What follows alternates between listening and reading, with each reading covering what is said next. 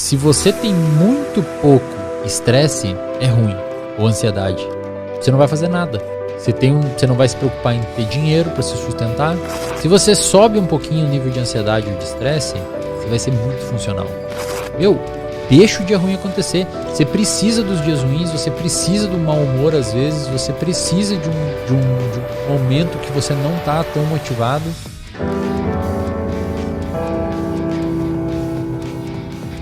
Motivação tem a ver com duas coisas: procurar uma recompensa e fugir de dor. Você tem motivação para fugir de problema também. Por exemplo, você tem que, a pessoa às vezes é motivada para ir à academia porque o médico falou que se ela não for, ela vai infartar. Ela não tá indo à academia porque tá motivada com o corpo, ela tá tentando fugir de uma dor, um problema. A motivação tem a ver com isso também, a dopamina tem a ver com isso também. Vou falar uma parada pessoal aqui. Fala, mano, eu gosto de ver o lado pessoal. Eu faço terapia, né? Faço terapia com o Fábio. É Perim, né? É, Perim, Fábio Perim. E ele falou uma parada na terapia, cara, eu vou usar eu como exemplo porque pra galera ver que também sou humano e provavelmente alguém vai se identificar aí. Mas aparentemente eu tenho ciclotimia. Ciclotimia é tipo um transtorno bipolar um pouco mais leve. Então às vezes eu fico meio mais down, que é normal ficar em momentos tristes e tal. E às vezes fico mais agitado. E quando a gente vai ver no transtorno bipolar, o principal estabilizador de humor hoje para um paciente bipolar é um ciclo circadiano ajustado. É uma rotina. Cara, se você pegar um paciente bipolar que não tem rotina, pode dar uma caçamba de lítio para ele que vai ser difícil estabilizar. Paciente bipolar tem que dormir cedo, acordar cedo, comer no mesmo horário, fazer atividade física regular, se expor à luz do sol, não ingerir álcool, não ingerir café em excesso. Paciente bipolar tem que ter rotina. E o principal estabilizador de humor hoje é rotina. No meu caso, eu não vou pagar o preço. E se a ciência fala que o melhor estabilizador de humor é rotina, eu vou ter rotina. Por que eu vou contradizer a ciência? Por que eu vou arriscar? E te falo, cara, depois que eu comecei a entrar nessa rotina, meu humor estabilizou de uma maneira impressionante, cara. Uma parada que também a gente trabalhou em terapia, que é muito comum, que a gente faz em terapia esses raciocínios, só para vocês terem noção do que se faz em terapia quando você olha a luz da evolução cerebral de um paciente. Durante minha graduação, os meus coroas sempre me ajudaram, né? Caralho, assim, pagava meu aluguel, meu pai falou assim, filho, você não vai trabalhar, você vai estudar, e se foca aí nos seus estudos que eu vou tentar segurar por aqui. Financiei minha faculdade, fiz uma faculdade privada. Assim, eu sempre tive o básico. Nunca me faltou comida, nunca me faltou nada, nunca passei fome, sempre pude escolher ficar em casa em vez de trabalhar, etc. Sempre tive tudo, os meus pais lutaram muito para me ajudar. Muito grato. Mas tinha coisas que eu não podia me dar o luxo. Então, por exemplo, eu sempre gostei de granola. E eu não podia comprar granola. Tinha que comprar aveia. Hoje eu compro a melhor granola possível. Eu gosto de granola, eu como granola todo dia. Porque eu tenho condições. Consegui ter condições. E eu sempre trouxe isso em terapia. E o seu terapeuta vai ficar cuidando desses padrões de comportamento. E ao mesmo tempo, eu sou uma pessoa que eu sou extremamente ansiosa e organizada em questão de agenda. Às vezes até num nível um pouco acima do saudável. Né? Por isso que rotina me acalma. Rotina me deixa calmo. Se eu não tenho rotina, eu tô ferrado, bicho. E o Fábio fez uma relação numa sessão, cara, que eu chorei, desmontei chorando. Ele falou assim, eu acho que você tem esses padrões de comportamento extremamente ajustados para prever o futuro e saber que vai dar certo por medo de voltar a viver aquele passado onde você passou um pouco de necessidade. Caraca. Então, frente àquele, eu não quero voltar a viver o que eu vivi. E frente a isso eu desenvolvi um padrão de comportamento de ser extremamente organizado e extremamente ajustado. Eu tenho muito medo de dar errado no futuro a minha rotina e eu voltar a não conseguir comprar granola, por exemplo. E isso é um mecanismo que ficou trabalhando no meu cérebro e regendo o meu comportamento. Então sempre que você vive alguma coisa, digamos que tem uma camadinha de experiência que se fixa no seu cérebro, um grupamento de neurônio como se fosse uma camada de fóssil. E amanhã você vive de novo e registra outra, e anos e anos e anos. Cara, às vezes você se submete a uma situação hoje que ativa uma camada lá de baixo porque elas estão conectadas, o seu eu hoje está conectado com o que você viveu lá atrás devido às suas experiências e suas memórias. E às vezes uma coisa hoje que acontece no ambiente ativa um mecanismo de defesa que você desenvolveu lá na infância, lá na adolescência e não atualizou, às vezes, esse mecanismo de defesa e você implementa ele hoje, num contexto que não tem sentido nenhum implementar aquele mecanismo de defesa.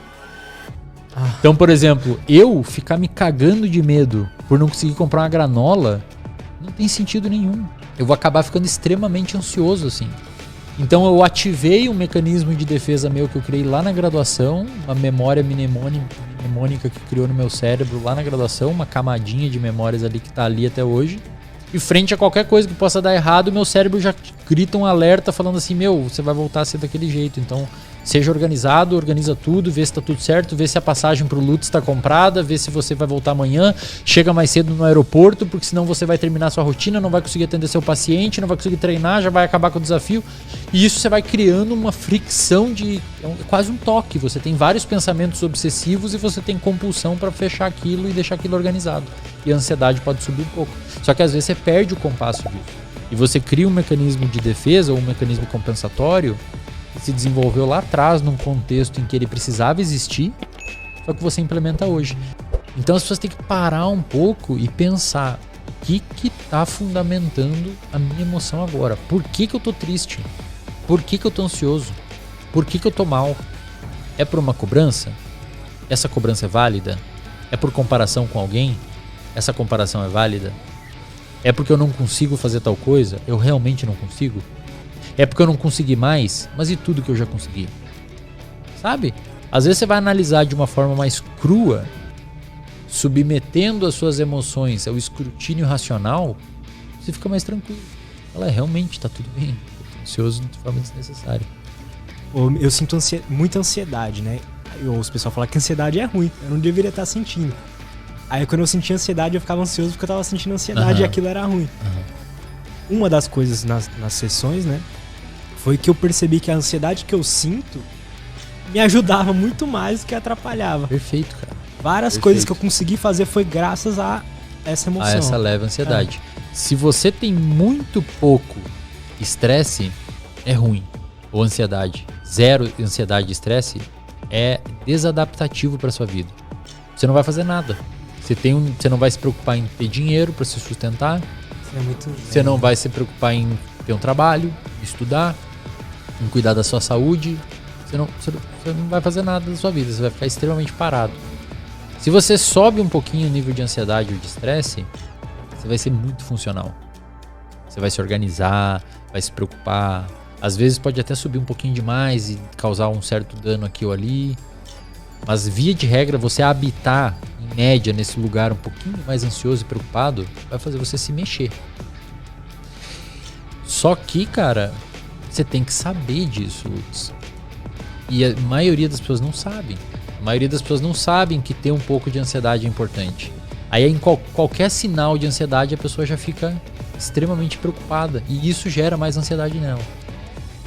Então, quando a gente fala em psicologia, a gente fala antes de mais nada em educação. O paciente ele é educado, antes de tudo na clínica. Você deve ver isso nas suas consultas.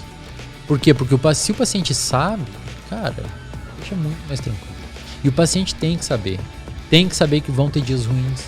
As pessoas elas acham que é ruim ter dia ruim. Você vai ter dia ruim, tem que fazer. O que? Vai viver sempre no dia bom? É ruim viver no dia bom sempre. Seu cérebro não quer sempre dopamina. Aí às vezes as pessoas às vezes vivem um dia ruim e acham que não podem viver o dia ruim, acham que não pode ter tristeza, tomar uma cervejinha, comer uma pizza. Bum! Dopamina fásica. Aí cada vez mais os dias ruins começam a acontecer, porque você só vai dando dopamina fásica, deixa o dia ruim acontecer. Você precisa dos dias ruins, você precisa do mau humor às vezes, você precisa de um momento que você não tá tão motivado. Deixa passar, dormir é um ótimo terapeuta. Dorme, continua fazendo o mínimo que você conseguir, que vai passar. Transtorno, Lutz, por exemplo, você vai pegar, eu tô deprimido porque eu tô 3 dias mal. Você não tá deprimido. Depressão, você tem que ficar pelo menos 2 semanas triste, quase todos os dias, na maior parte do dia. Então não é eventualmente ficar um pouco mal. vai ter dias ruins, vão ter dias ruins, vão ter dias pra baixo, vão ter dias mais ansiosos. Você tem que... É uma flutuação, você não tem como ver estável sempre. E aí, cara, quando você tem um dia um pouquinho pra baixo, pensa a sua vida, seu humor andando assim, ó. Vai ter um dia que você vai estar mais pra baixo, um dia que você vai estar normal, um dia que você vai estar bem, um dia que você vai voltar pro normal, um dia que você vai ficar um pouco mais triste. O segredo qual que é? Sabe o que é? O dia que você tiver um pouco melhor, segura, calma, não se agita tanto, não fecha negócio, não fica animado com muita coisa, pensa que você vai ter um dia ruim depois, não marca, vamos fazer não sei o que, calma. O dia que você tiver mal, segura também, não fica se metendo em sei lá o que, vou fazer sei lá o que pra ficar melhor, preciso ficar melhor, vou sair beber, vou sair não sei o que.